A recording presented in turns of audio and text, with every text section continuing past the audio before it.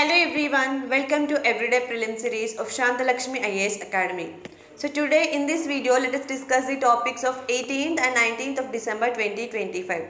First, we are going to discuss about the ICGS Sarthak, and second about the Indi Limbe, and third about the Bureau of Port Security, and fourth about the Baikal Fort, and finally South American continent, that too in the political context. So till now we have discussed about the 13 countries of the South America continent in detail. Now let's look into the political overview of the South American continent. Coming to our first topic, that is Indian Coast Guard ship Sarthak. So why this Sarthak is in news? So this Sarthak is an offshore patrol vessel. The Sarthak has made a port call to the Chabaha port in Iran from this 16th of December to 19th of December. So it is a very important step for India. So and this visit is its first visit. So for the first time an Indian Coast Guard ship has visited this Chabaha port for a 4-day, and there this Sarthak will participate in the training exercises, and also the technical exchanges will also going to take place at the Chabaha port. So this Sarthak is indigenously built under the Made in India program, and it is the offshore patrol vessel.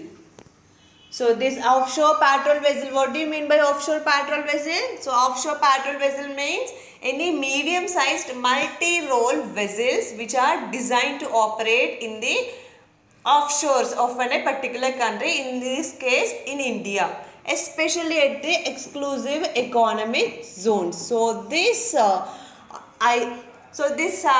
will conduct the operations in the offshore areas of the India's coastline, particularly in the exclusive economic zones, and this comes under the Indian Coast Guard.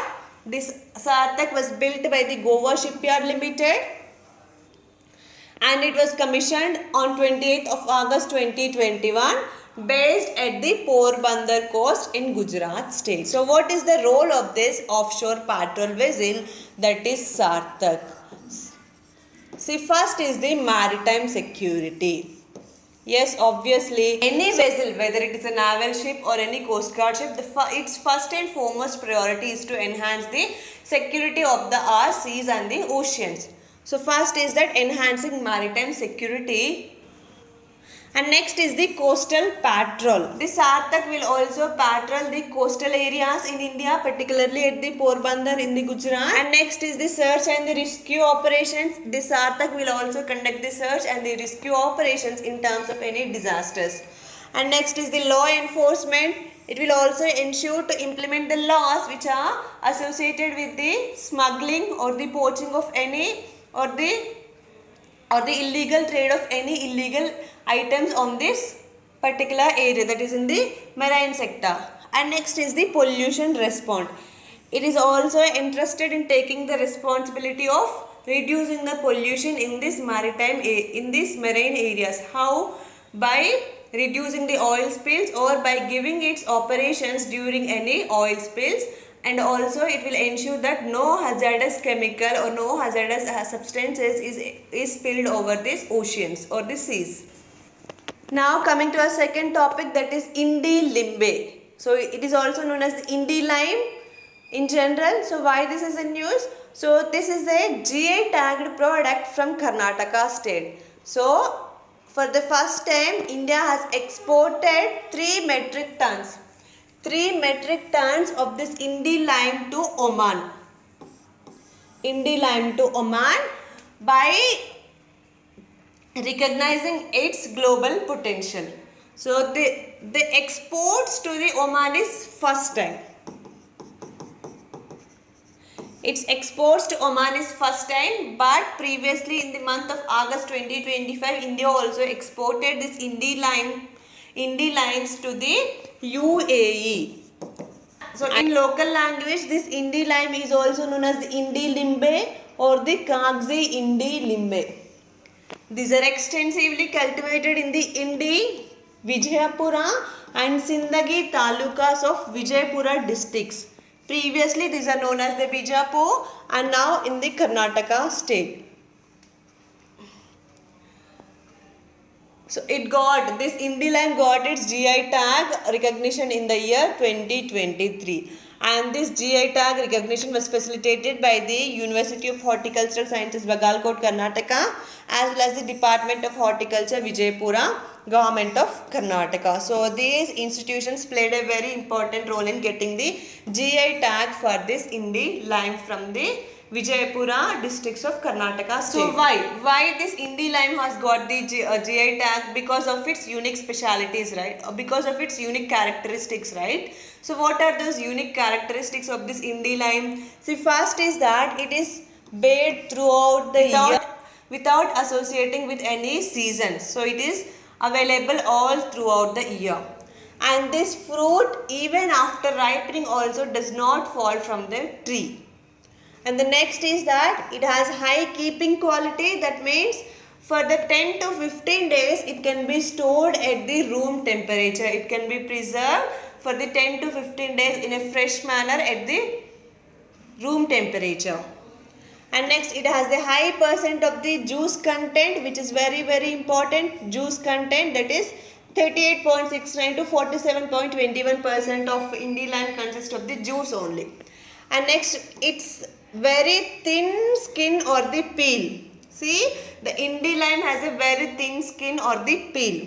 And the large sized fruits and the characteristic aroma, the smell is also very good.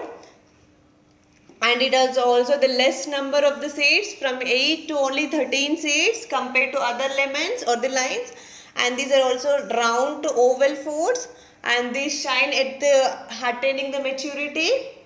These have attractive yellow color also, and these are highly sour with the triple acidity. And next, these are high ascorbic acid. It has the high ascorbic acid also. So these unique characteristics and its extensive cultivation in the Vijaypura districts got its GI tag, and now it is moving to the global markets also. Coming to our third topic, that is the Bureau of Port Security. So why is it news? It is not into existence till now, but the Union Minister of Home Affairs as well as the Union Cooperation Minister has convened a meeting to set up this new body, that is the Bureau of Port Security. So this shall be constituted as a statutory body under the section 13 of the newly introduced Merchant Shipping Act 2025, and it comes under the aegis of the Ministry of the Port, Shipping as well as the Waterways. So this Bureau of Port Security is modeled on the lines of the Bureau of the Civil Aviation Security, and this is headed by the Director General. Director General, who is an IPS officer. But after establishment of this Bureau of Port Security, for the first 1 year, that is the transition period, the Director General of the Shipping act as the Director General or the head of this Bureau of Port Security. So after 1 year, some dedicated other officer will be, that is with the rank of the IPS officer, will be appointed as the Director General. So what is the role or the objective of establishing this Bureau of Port Security? That is to ensure the regulatory and the oversight functions which are relating to the security of the ships and the port facilities. So in order to regulate and oversee the functions relating to the security of the ships and the port facilities, now the Union government is considering to establish this Bureau of Port Security. Now coming to our next topic, that is the Baikal Fort. So why this is in news? At this Baikal Fort, there is this International Beach Festival is going to happen. Baikal International Beach Festival, which is a 12-day celebrations were going to happen, and this event commemorates the 30th anniversary of the establishment of the Baikal Resorts Development Corporation, as well as 30th anniversary of the release of this movie Bombay. So why this is concerned with this Baikal Fort? Because in this Bombay movie there is this one song, and that song was shot at this Baikal Fort, and it gave that film only introduced this Baikal Fort, this scenic beauty of the Baikal Fort to the India as well as the world. So this Baikal is situated in the Kasaragod district of the Kerala state, And this Bekal fort overlooks the Arabian Sea as well as on the Malabar coast. And this is strategically positioned between the Mangaluru port of Karnataka as well as the Malabar port. And it is one of the largest fort in Kerala, spanning around 40 acres. And here you can see the picture of this Bekal fort. Coming to the historical background of this Bekal fort, see in the year, so from 9th to 14th century CE or the BCE, Arab traders established dominance over this area, particularly area, so to procure the spices. And then came in the 12th century CE, the Kolathiri or the Chirakkal rulers. Kolathiri or the Chirakkal rulers developed this port town of Bekal by recognizing the economic importance of this Bekal.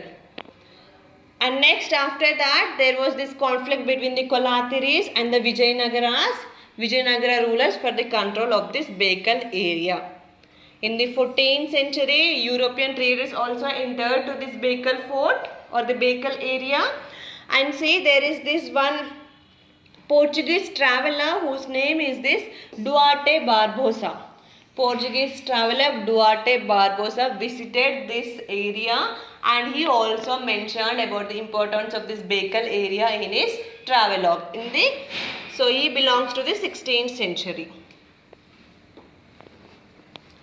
So after this battle of Calicut of 1565, the Vijayanagara kingdom has declined and it led to the rise of the feudatories, right? So in that only the Keeladi Nayakis, one of those feudatories of Vijayanagara also raised. And they started this fortification of this Bekal area. Out of that, initial fortifications were started by Hiriya Venkatappa Nayaka of this Keeladi dynasty. And next in 1650, this fortification of this Bekal was completed by the Shivappa Nayaka, a very great ruler of this Keeladi Nayakas. And in the 18th century CE, it went into the control of the Hyder Ali of the Mysore. And next after 1782 CE, so in the 1782 CE, Hyder Ali left his body. So after his death, his son Tipu Sultan took control over this Bekal fort and he established this Bekal fort as a strong military base. And in 1799 CE, that is the 4th Anglo-Mysore War. So in this 4th Anglo-Mysore War, this Tipu Sultan was defeated and eventually this Bekal fort went into the control of the British hands. And after independence, this Kasargod came to this Kasargod became a part of the Kerala state in the year 1956, and in the year 1984 Kasargod district was formed, and in that Bekal is one town. So this is the historical background starting from the Arab traders and the post-independence. Now coming to the architecture part of this Bekal fort. So it is built with the dark maroon laterite stone masonry and it spans over 40 acres and features a unique keyhole shape. It has a keyhole shape and its architecture is a blend of the Indian as well as the Islamic styles. It has huge walls and the bastions which rise up to the 12 meters high. There is also this one observation tower which was built by the Tipu Sultan, and here you can see this is the observation tower which was built by the Tipu Sultan, and it has also the water tanks and the tunnels in this fort also. Now coming to a mapping point, so here it is South America, entirely lying on the western hemisphere and mostly on the southern hemisphere. So coming to the political map, so it has 13 countries, right? Out of these 13 countries, 12 countries are sovereign. And one territory is a territory of the France. That is the French Guiana. So it has 13 countries. So here you can see, starting from the south, Argentina with its capital Buenos Aires. And next we have Chile here with its capital Santiago. And next we have Uruguay here with its capital Montevideo. Next we have Paraguay with its capital Asunción.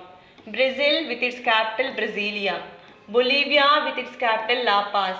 Peru with its capital Lima. Ecuador with its capital Quito. Colombia with its capital Bogota. Venezuela and its capital Caracas. Guyana, Georgetown. Suriname, Paramaribo, and French Guiana with its capital Cayenne. So these are the 13 countries of this South America. So out of these 13 countries, 12 are sovereign, and this French Guiana is the dominant territory, and this French Guiana belongs to the France, and it is the only South American territory which is the member of the European Union. And coming to the borders, here we have the Pacific Ocean on its west and Atlantic Ocean on its east. And next on its north we have the Caribbean Sea. And see, out of these 13 countries, only one country, that is the Colombia, shares both its water with its land with the Pacific Ocean as well as the Atlantic Ocean, Colombia. And next, Ecuador, which is its capital Quito. This Quito lies on the equator or closely to the equator. And here the largest country is Brazil. And see, coming to the Brazil, this Brazil shares its land border with almost 11 countries. 11 countries. Here you can see it is sharing with Uruguay, Argentina here, Paraguay here, Bolivia, Peru, Colombia, Venezuela, Guyana, Suriname, and French Guiana. But Ecuador and Chile are not connected with this Brazil. Those two countries, what are those two countries which does not share its border with Brazil? That is the Ecuador and the Chile. And largest country is the Brazil. Second largest country is the Argentina.